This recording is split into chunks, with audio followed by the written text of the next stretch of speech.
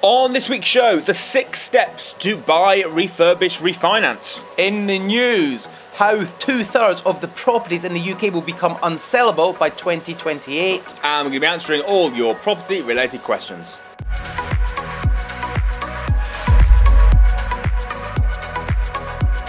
Welcome to the Property Investors Podcast. Thanks so much for tuning in. Make sure you subscribe so you never miss an upload. You can catch us on Apple Podcasts, Spotify and YouTube. Enjoy this week's show and don't forget to share it with all your friends. Hey, I'm Russell Leeds. I'm Alistair Cunningham. And welcome to the Property Investors Podcast. How are you doing, my friend? I'm good. How are you? You're looking quite unkept. I know most people won't be able to see, but you know, your normal... No, I'm going for the beard look at the minute, so I've decided to grow my beard a little bit just to see what it looks like when it grows up.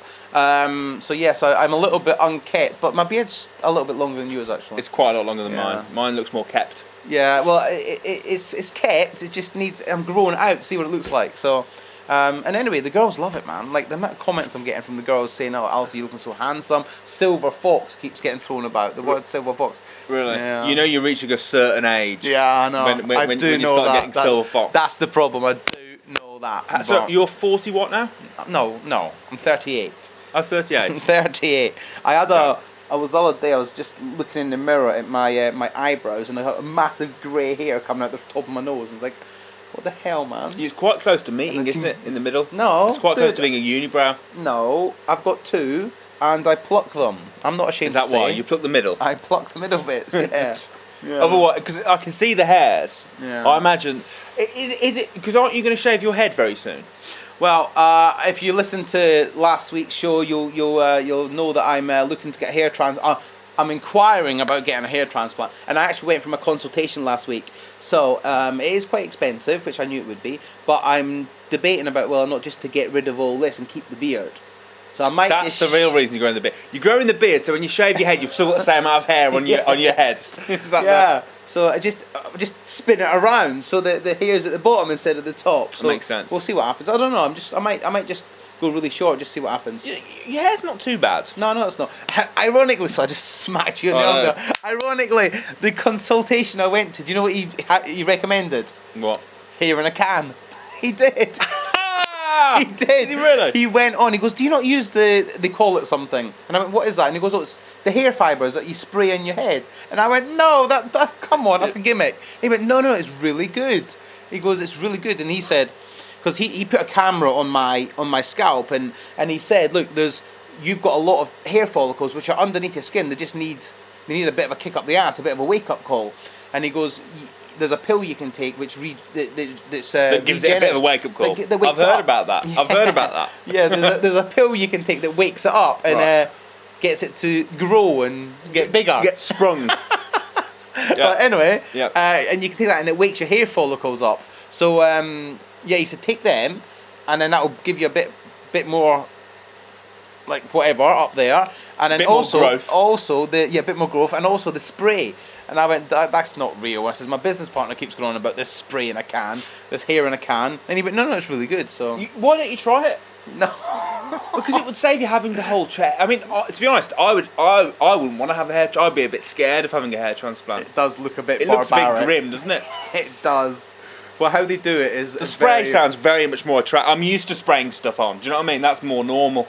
Having like... it pulled out your head and put in another part of your head as well. It's going to be sore, isn't it? Yeah, the way it works is they give you an injection, so you're under local anaesthetic. Yeah. And then in the morning, they do what's called harvesting. So they take the follicles out, and then in the afternoon, they implant them. So because a lot of your hair follicles have got actually 4 or 5 hair strands coming out of one follicle, and so they pull them out with a machine and just leave them there, and then they put them in the afternoon. So it looks pretty grim, but the results are pretty awesome. So we'll just have to wait and see. I mean, I might not do it, but I might do it. We'll just have to wait and see. Yeah. So I still think Ricky should use the spray. Ricky definitely should use the spray. Do you know, I was going to ask, when they harvest it. Yeah. Can you have some? How long do they stand there with the watering can? Oh, really? No, I don't know. They just sit there and they look after them, don't they? So it's all good. But yeah, you definitely need it, man. I saw some footage of you from the virtual crash course. Man. And then when you spun round, like, there's this bald bit on the top, man. It's Thanks crazy. for the love, man. Oh, that's all right. And Ricky, I mean, Ricky's younger than me. I'm the only. I think. How old are you, Rick? 27. 27. So you're quite a lot younger than me. You're actually pretty strong on top. I am. I know. I'm on about your hair. Yeah, I know. Yeah, So- you've got a reasonably good hairline. I'm doing okay right now. I'm doing We're okay. really going to piss this guy off that thinks we waffle for the first 5 minutes. It's proper waffle today. Right, well, talking of not waffling then, let's get on to BRR. So first of all, for anyone that doesn't know what BRR is, do you want to give maybe, I'll time you, I'm going to give you 30 seconds to give it a quick synopsis. 30 seconds. 30 seconds. 30 second synopsis of what BRR is. Are you ready? Yeah. Your time, actually, I'm going to use my phone, it's going to be more accurate. Your time starts now. Go. Okay, buy, refurbish, refinance. Essentially, when you buy a property, you negotiate the price as low as possible, you add value, and then you refinance it or you sell it. But the purpose of this strategy and the best way to do it is to find a property that you can negotiate the price down below market value, refinance by increasing the value by giving it on a refurb, new kitchen, new bathroom, extending, and then selling it or keeping it but with a refinance and then renting it out. 26 seconds. Yeah, and I repeated the same thing twice. You probably noticed that. I just said I different thought words. it was 3 times. I thought it was. To be honest, after about 5 seconds, I thought he's done, and then you just carried on doing it again and again and again. I like to fill the time. So well done. So yeah, I mean, it's a great strategy. It's a great strategy. It's not a great explanation. I don't think anyone's going to have any clue what it was, but you know, Well done. it was a good attempt. It was a good attempt. So well done. Yeah. So yeah. So basically, let's talk about it a bit more normally. Hopefully. I think there's 6 steps. There's 6 steps to buy, refurb, refinance. We're going to do 3 of them today. 3 today, 3 next week. Okay, so we're going to do the first 3 today. Like a cliffhanger. Yeah. So people, absolutely. you know, one of those prison break moments. We can do it at the end when we do the 3. We just look like, oh no, there's more. Do you remember? You know, and then it's like the end. Wow, Have you ever seen Prison Break? your acting's on point. No, I don't watch Prison Break. Oh, you don't know then. You don't know what you're on about. So basically, what happens is I can't believe you've never seen Prison Break. Prison Break. Everyone's going on about it. I've not watched it. It's very old though. I watched it. It must be 10 years, 12 years I old. only watched it about a month ago. Did you? Yeah. Right. So basically, Michael Schofield, right at the end of every episode, to get you, it's a cliffhanger. He leaves you wanting more. I know what Something a bad. cliffhanger is. I know you know what a cliffhanger is, but something bad happens, right? Like like his plan is about to be foiled, and he sort of looks at the camera, kind of like this. Like, oh no, Is it it's like all a- gone wrong. and then it ends, and you're watching it thinking, oh my goodness, it's all gone wrong. I can't wait to watch. And you watch, it's a binge watch. Right, okay, so we've just explained to the viewers who all know what a cliffhanger is, Let me ask. Yeah, but it's the face. Is It's the the look, face. But I think he should have a rehearsal. I think we should. Is the look that he sends to the camera, is it like a Ricky Gervais look? Like No. Is it like a proper... It's like a what do we do now? Yeah, like, oh no, it's like everything's all gone wrong.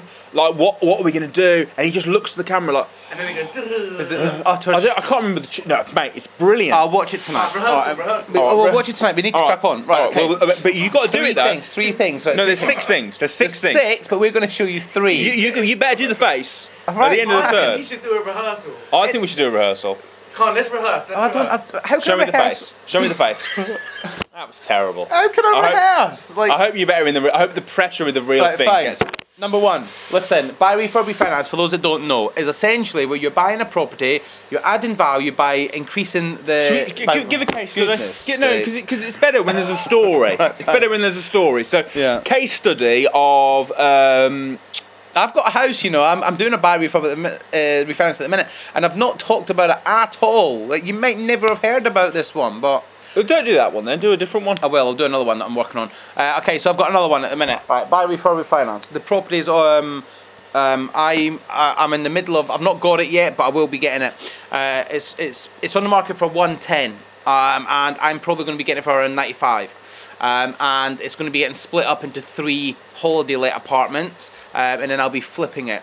And the end value is probably going to be around 320 to 330, maybe 340,000. So they're going to be about 110 each. Yeah, about 110 each. So you're buying it for 110. 110, they're going to be about 110 each at the end. Yeah, That's pretty phenomenal. But it needs like a 70, probably 70k work doing to it. So probably be, by the time we buy it, refurb it, pay for financing, probably like 180 into it, and then they'll be worth. By about 300 at the end of it, and then I'll just flip them and bank the profit. So you'll just sell them? Yeah. So basically, you find a property that you know with certain works would massively increase the value. Yeah. So in this case, like my market Drayton properties, I bought it for 120. I actually can't remember the exact figures, but we'll go rough. Bought it for 120. Spent 30 grand doing it up.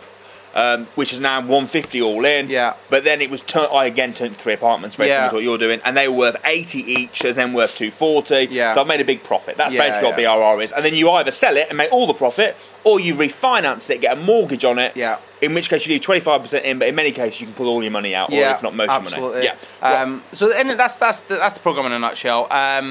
Now, there's 6 things that we really go by, 6 sort of steps that you need to sort of understand if you want to get good at this strategy. But we're going to cover first 3 in this deal, in this property. Like, so number 1 is you've got to be able to, firstly, you've got to be able to find and spot these deals.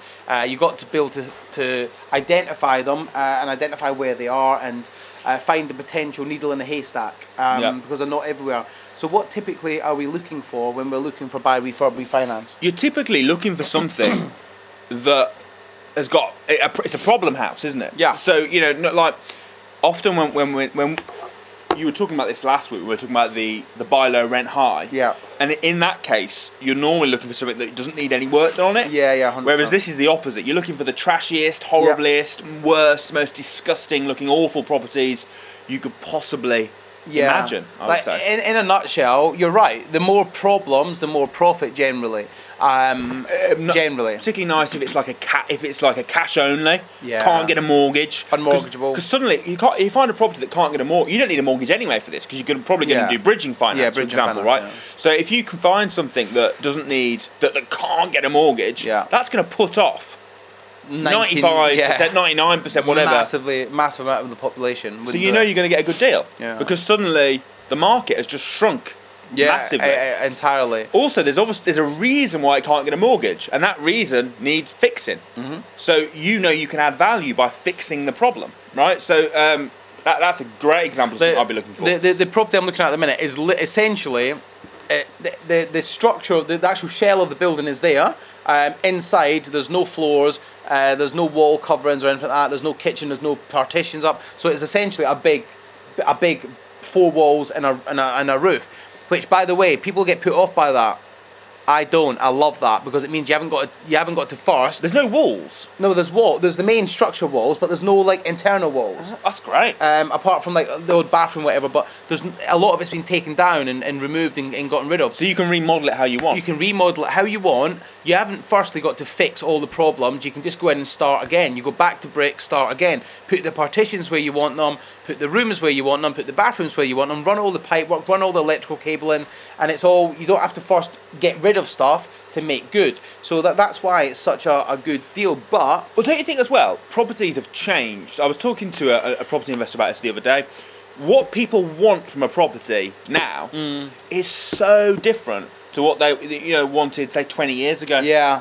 So, like, for example, like 20 years ago or 30 years ago when houses were being built, they would often have quite small kitchens with a dining room. 100%. Whereas now, everyone wants a big open plan kitchen with an island in the middle and a dining, and the kitchen's become a really important room. Yeah. The other thing, and there's a few examples, another thing is en suites. Yeah. Years and years ago, the bathroom was downstairs. Then it went upstairs, and now it's like... Actually, years ago, it was in the back garden. Well, yeah.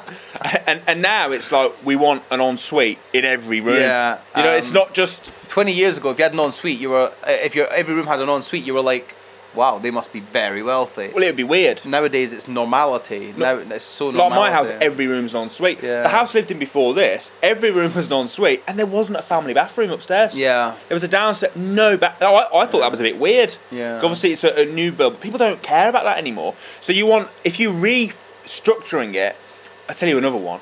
Big glass windows on the back of the house. Yeah. All the nice houses now are having big glass open plan. The thing is, so like I think when you're doing buy refurb, I want these properties that are empty because then you can just start again. Like a lot of the costs in buy refurb are well, not a lot, but there's a fair proportion of the cost is for the demolition and the removal of what's currently there, depending on how much work needs doing. So it's good to have a good base to start with. Yeah, because you can restructure it into a product that's going to give you the most value at the end. Yeah, and you can maximise the floor space, because what you find is with the modern age of technology with regards to floor plan design and all that sort of stuff, you can actually get better use of the floor. You can get every square foot out of that property, and that adds value to the property, and that increases the value as well. So I think number one, you've really got to be able to you've got to know what you're looking for. You've got to know where to find them. You've got to know how to find them. You've got to be able to spot needles in a haystack. So like things I'd be looking for if you're scrolling through like on the online searches, I'd be looking for things that are just dated, things that haven't got central heating. They've got the old gas fires in the front room, and they've got the old beige floral carpets, like coloured bathroom suites, like blue, green bathroom suites. These sort of properties are not maximising their current potential. You need to add value to them. Like we use the companies involved. We have an app called the Deal Sourcer app. Oh, that's brilliant. Great for buy, refurb, refinance. It's great for all property buying strategies, but buy, refurb, refinance in particular is very strong. So you can jump on the Deal Sourcer app. You can even get like a free trial for 7 days. So you jump on there, find the deals, go and view them, and then we've actually arranged a discount code with them. So we'll put that in the description below. A discount code for the deal, because I think it gives you like 55% off or something on a monthly figure. 7 days free. You should definitely, if you haven't tried 100%, it, you should definitely try it out. Try it. It's great for finding deals. So I think number one, you've got to be able to find deals, and like I say, Deal Sourcer app, you just got to know what you're looking for, because it is about finding that needle in a haystack. And at the minute, with the fact that it's a seller's market, COVID is caused it to be a seller's market. So you got to be able to you got to know how to negotiate and also find these deals. Number two, you got to be able to calculate numbers and know your numbers very well. It's super important in this strategy. And I think the first thing with regards to numbers is you got to be able to negotiate the purchase price as low as possible. You never should be a motivated buyer here. You need to be a calculated buyer with facts and formulas and not emotions at this point. So negotiate that price as low as possible. And if it means you've got to look at more houses to get that price down, then do it. But because of COVID, it's a seller's market, so prices are actually higher than normal, and it might mean you have to bide your time or you have to get good at negotiation. So Russell, numbers, what do you think? What do I think of numbers in general with regards to buy, refurb, refinance? Yeah, obviously you need to, if you want to buy it low, right? Buy low, yeah. So typically what most streets will have a street value for the house. Yeah. So what you need to do is you need to work out what that property would be worth if it was done up to a decent standard. Mm-hmm. That's a bit of a skill in itself. Yeah. Really. So you need to go on, do your research, look around, do comparables. Yeah. What's the square footage of the property? Mm-hmm. What would the square footage be if it was nice, etc. You need to work that out. Then you need to work out what the prices you can get this for. Yeah. Like you say, you need to negotiate, which obviously is really important. And then you need to know the numbers. There's three numbers, I suppose. Yeah. It's what you're going to pay for it now. Yeah. What's it going to be worth when it's done up? Yeah. And how much is it going to cost you to get it done up? To get it and to get done up, yeah, 100%. So those three numbers, yeah, you need to know them correctly. And what people tend to do is they tend to overestimate how much it will be worth at the end and underestimate how much it will cost to do the work. I see it all the time. I see it all the time. People, they always overestimate the end value. But whatever you think the end value is, knock 10% off. Just knock 10% off and then work your figures out based on that. And whatever you think it's going to cost you, add 10%. Because it will inevitably come in more expensive on refurb. Yeah, it just will. Because things go wrong when you're doing refurb. And like when they start taking things out and you don't budget for certain things go wrong. Like if they retile on a kitchen, for instance, they take all the tiles down and then find damp plasterboard behind you. You've then got to fix that. You can't just replaster on top of it or retile on top of it. So always factor in 10% on top of refurb costs for contingency, and always down value yourself by 10%.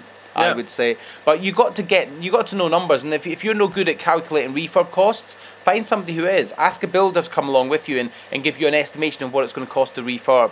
But I think numbers is super important. So first you got to find a deal. Second, you got to know your numbers and be very conservative on them both ways. Undervalue the end value and overestimate the refurb.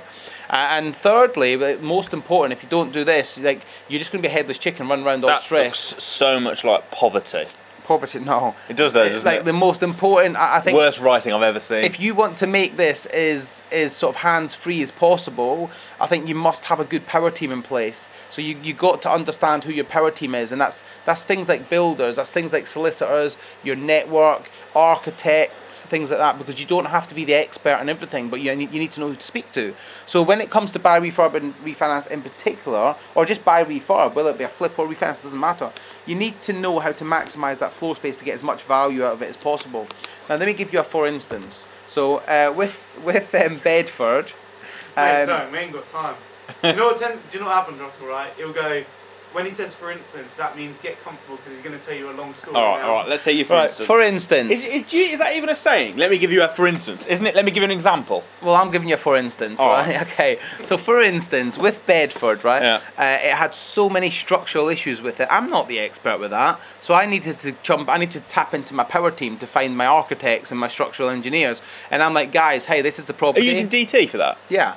So I'm like, hey guys, this is my property. This is what I'm doing. I use DT and another local guy. So this is what I'm doing. What do you think? I need to maximize the floor space, and I need to do the structural repairs as cost effectively as possible. So can you help me do that?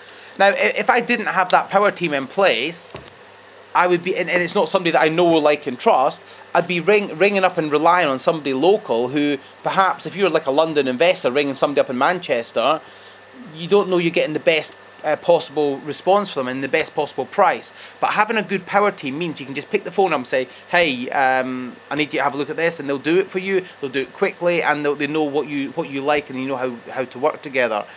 So who are the key things to having a power team? For buy, refurbish, refinance? Yeah, buy, refurbish, refinance mainly. I mean, potentially, depending on how hands off you want to be, potentially a deal sourcer. Yeah. For someone to actually go and find the deal for you. Yeah. Obviously, you obviously are heavily involved, run Better Source. Yeah. So I'd recommend them if you're looking for a deal sourcer. Yeah. I mean, I would say normally you don't need an architect for a buy, refurbish, refinance. Obviously, you did with Bedford. It depends a little bit. It depends on what needs doing, but I think because buy, refurb, refinance, the absolute best way to add as much value as possible is by planning gain. So if you can extend it or go up or go down or go out, so planning gain. So that you would need an architect for that. Agree. However, I would say most people getting started in BRRs, it's more going to be a refurbishment, not a restructure. Okay, fine. But yeah, I mean, potentially an architect. But I would say you need a good builder. Yeah. Really, really important. Yeah. Obviously, you need a solicitor as always, an accountant. You know, a mortgage broker. Definitely a mortgage broker, actually. Yeah. Because you need someone to help you out with the finance, the bridging finance, and then obviously the mortgage at the end. So you definitely need a good mortgage broker. We've got a guy who we highly recommend called Steve Bench from Benchmark. I'll drop his details below again in the video. But Steve Benchmark, brilliant mortgage broker. Just remember this, guys. Like the solicitor, the solicitor, the mortgage finance, and the legal side of things, they don't need to be local to the property. But the builder and the letting agent and the estate agent and perhaps the sourcer, they need to be local to it so they can find and know local connections. So they don't have to all be on the doorstep of where the property is. No. Even the sourcer doesn't necessarily. I mean, you source all over the UK, don't you? Yeah, as long as they know the area. Yeah. You got patches in the area. It doesn't necessarily need to be local. So yeah, I would say they are probably the key people that you need in your power team. Obviously, at the end, you need a letting agent if you're going to let it out. If you're going to do refinance, rent. But I think that's the 3 points we're going to discuss this week. I think number 1, you've got to be able to find deals. If you guys need help finding deals, listen, you can go on Samuel 365 and you can attend the deal finding extravaganza on Samuel 365, which is all about finding deals. It's £1 for 7 days to access that training. And on that training, you can get access to unlimited mentoring calls. So you can go out, you can start looking at an area, and then you can book a call with a mentor who's actually doing it, working it, and actually walking the walk, and say, look, I'm thinking of this area, what do you think? And that's £1. So we'll put a link for that. Get yourself registered for that. And then after 7 days, you can continue on. And so you've got to be able to find deals. Secondly, you've got to be able to know numbers and calculate refurb costs, end value, etc. And most importantly, number 3, you need a good network around you and a good power team around you to help you carry out the work and make sure you're getting the best possible out of it. So that's our section on buy, refurbish, refinance this week. Hold on, but what are we going to do for the next? There's more, and we don't know what to do. Dun dun dun. That wasn't a very good tune. Have we got the Prison Break tune? Shall I put the Prison Break? No, okay. That'll do. So that's it for this week, guys. We're going to move on to the news.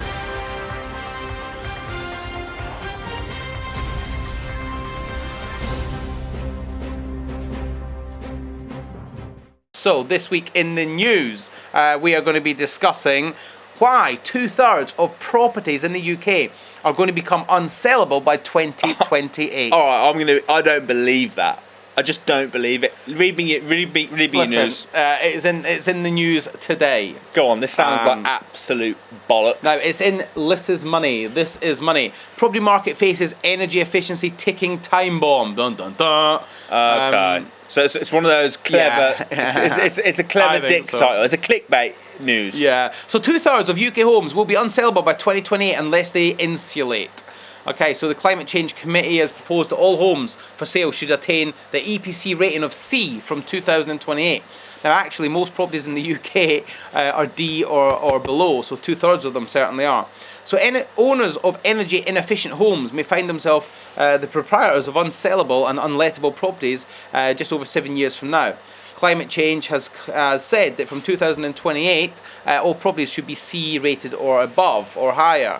Now, what does that mean? It basically just means that if you're going to sell or rent your property, you've got to do a bit of work getting it insulated. It's not that big a deal, is it? It's not a huge deal at all, because all that's going to do, and I'll tell you what I think in a minute, but look, for those who don't know, an EPC is an Energy Performance Certificate, and what that does, it's a certificate where somebody comes out and they assess the energy efficiency of your property, and they'll rate it from A to G. Now, currently on the market, you can't have, on a rental market, I believe it's E. It has to be E or higher for properties that are let out to tenants. So it has to be E or higher. Now, going forward from 2028, they're saying that all properties have to be on the market. When it comes to selling them, they have to be C or above. Now, all that means for you is you're going to have to look at insulation. So it could be insulating the cavity walls, it could be better heating system, it could be better boiler system, it could be new windows and doors. So it's just a case of some homeowners might have to invest a little bit in their properties to make them C or above as we go forward. I don't think that's necessarily a bad thing. No, I think it's just a clickbait. This is money, trying to get people to buy their newspapers or whatever they sell. I don't know. It worked on you. It worked on me, but that's their version of why 2/3 of the UK property market are going to become unsellable. It's interesting how many are not C or above though. It is very interesting, yeah. You know, that just shows how inefficient a lot of the homes are. One of my old houses was really high. I think it was even. It should have been unlettable. Yeah. But because it was a listed building. Yeah. It was allowed to. You don't. Because you weren't allowed to replace the windows, for example. Ah, fine, okay. So it could get away with it. There are certain exemptions, aren't there? So with regards to that news story, how does that relate to buy, refurb, refinance from earlier? What does that tell you? What's the? Well, it's actually good news, isn't it? Very good news. Because it means that if you've got a property that's unsellable, mind you, unsellable. Surely it's not unsellable, just unrentable. That's what they're saying. You can't sell it. That's what they're saying. But I don't know. I don't write the article. That's what they're saying. So, but my takeaway from that is even if the properties are on the market right now and they're E or below, it means they can't rent them out. So there's work to be done. So that's adding value. If it is unsellable, it might be certain. Let's say you own a property. Yeah. And it's a G. Yeah. And it's going to cost you 20 grand to make it a C. Yeah. Say. And you can't afford to pay that. That a lease option could step in there very nicely. If you know how to do it, yeah, lease option, yeah. So that's the news this week, guys. Whenever there's problems, there's always opportunities. Yeah, your job, find the problems, fix them, and then create the money from that. So yeah, that's the news this week, guys. Hope you found that useful. All right, it's now time for this.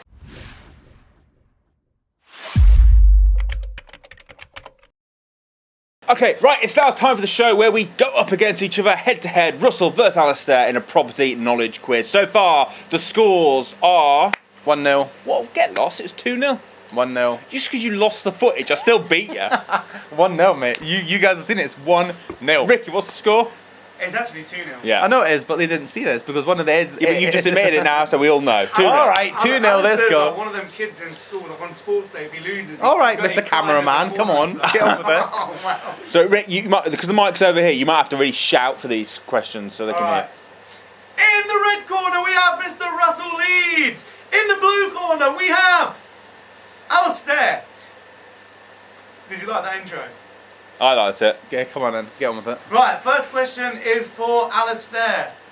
What type of property were lease options mainly used on? Commercial. Okay, great. 1 point to Alistair. Ding, ding, ding! Question for Russell. What is the minimum EPC for renting property? I know. Come on! I know, but It's just a question. coincidence. E. Give him a hand! That just sucks, mate. Alright, question for... Please, Russell, I'm going to give you easy questions so you're my friend. Alright, 1-1. Question for Alistair. Typically, what percentage do estate agents take on sales of properties? 1. Good job. 2-1. You moan about easy questions and you get that. You moan that I'm getting. Russell Leeds. Yeah. What came first? Financially free in 7 days or buy low, rent high? Buy low, rent high. Come Okay, on. cool. Right, here's the deciding What a question. dickish This is going to question. be a closest to. A few moments Oh, ago. is this the final question? Final question. A closest Two all, to. two all. Oh. Final question. Go on. Closest to. A few moments ago, on the screen, we had the podcast statistics. And on the statistics, it said how many total listens there were on the podcast. What was that figure closest to? Is that for all the episodes? Yes. Total listens. Can I use my calculator? No, because if you're looking at... I won't. I won't. No, promise. get lost, no. Closest to. I'll give you a clue. No. No, don't give us a clue. Don't You give us a don't clue. want a clue. Alright. Don't want a So clue. total views on YouTube or No, listens? Listens. Listens. Total listens of the podcast. Jeez, that's a... Alright, I reckon... See, Russell should get this right. Hold on, Get are we turning around. talking in hours or in minutes? Total. No, plays. just click. Oh, Total listen. clicks. Listen to an episode. Right, fine, total clicks. Over the 2 years we've been doing it? I don't know when that picture Alright, was fine, from, okay, so- fine. No, that wasn't the whole time. That wasn't the whole time. Oh, I reckon 24,510. Was it 103,000? No, Russell's close there. It was actually 367,000. 300. Oh, it was the whole time then. That makes about sense. 367,000. Yeah, That's pretty sick. yeah. Because we get about 5,000 a week. That's pretty sick. Guys, thank you. I don't care that I lost again. Thank you. So That's actually pretty sick. 3-0 It's to 3-0 me. to Russell! 3-0 to Russell. Yeah, okay, this game sucks. I'm just going to buy myself a PlayStation 5 and then just have more fun. 25,000. We've been doing No, this. 250,000 I said. No, we didn't No, do you it. didn't. What did I say? 25,000. I said 24,700. I was going to say, like, shall I give you a clue so you don't embarrass yourself? No, I don't. Yeah, but let him embarrass himself. 3-0 to the Russell Leeds. Yeah, I'm not liking this game. 0-0 to the Cunningham. Alright. Right. All right. Questions? Questions. Right. It's our time for your questions and our answers. I don't know you want him to answer though. Did you see how he just got on with the quizzes? All right, first question is from Michael Cooper. I'm calculating the ROI on a deal. It needs a big refurb. Buying it with cash without any bridging makes the ROI bigger. But would you put ROI for bridging in cash as it would appeal to a larger range of investors?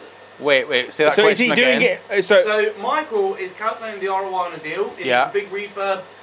Buying it without any bridging, but Yeah. buying it with cash brings up the ROI. Of course it does, because you're not paying So interest. when you're deal sourcing, would you factor in buying it with cash if you're going to sell it, or with bridging? I'd give both options. Give both options, but don't try and I'm sure you wouldn't be doing this, Mike. Is it Michael? Yep. Michael, I'm sure you wouldn't be doing this, but don't try and keep the ROI off for bridging on the basis that it makes it look a nicer deal, because the fact is most people will be using bridging. And also be aware that you shouldn't actually be advertising that return on investment, because that's bordering on the line of giving financial advice, which you're not FCA regulated, so you can't do. Okay, cool. Next question is from Sally, and Sally says, I'm looking for buy, refurb, refinance projects, but every time I speak to an agent, the properties are selling quick for the asking price. How can I get below market value deals? Look at more houses, build better relationships with estate agencies so they come to you first, and go direct to vendor, and actually just look at more houses. Unfortunately, we're in a seller's market, For instance, literally, my parents have just advertised a property, and it's literally in the middle of nowhere. There's nothing nearby for half a mile. There's literally their house, their garage, and then farmland. It went on the market on Friday. They've had 4 offers above the asking price already, and they've only showed it to 5 people. So it is a seller's market. They've got a little bit of land, but not lots. It's not like it's not that you like can build on it. No. You wouldn't build on it. It's literally agricultural farmland in Scotland. So and they've just sold that literally in the space of 24 hours for above the asking price. It's a seller's market at the end of the day. Here's the key thing though. You don't need to get below market value. Not always. You just don't need to. I mean, if you do, great, but you don't need to at all for buy refurbish rights. Because it could be the market value, but the market value done up versus the current market value in its current state. Yeah. So you don't need to get below market value. Yeah, for buy I refurbish agree rights. with that. I do agree with that. You can pay the value of what it is in its horrible state, knowing that you can get it more. Yeah. I agree with that. Any more questions? Last question. Question from Justin. Can I get a buy-to-let mortgage without having a residential mortgage? Yes. On that bombshell, speak to Steve Bench at Benchmark Mortgages. He'll be able to sort you out with that. Time to end. Yeah. Good show. Yeah. So we've got that cliffhanger from next week. So hold on. We're 3 steps in, and people watching this aren't going to know what to do. Who knows? On that note, guys, see you next time. So this is now the quiz where Ricky is going to test us our property knowledge. Hello. How rude. Oh, hi. Just filming a podcast here. Someone actually rang him? Yeah, someone actually rang. Yeah. In mid speaking, he just turns it off. Yes, please. Yeah, please. Yeah, we will. Yeah. I don't care about anyone but myself and my phone call. No worries, my friend. Thank you. See you tomorrow. Yeah, see you tomorrow. I had to because I knew it was Sky. Sorry. Oh, kissing Sky's ass now. Oh, yes, please, my friend. Alright, let's go. He was there calling them a the other day, wasn't he? Oh, yes, please come and fix. Sorry. I want Wi-Fi. That's why he's in a rush to get back. Alright, go on, let's go. I was already going, wasn't I? You've got on to the question. Well, you used to intro again because we can't have all that.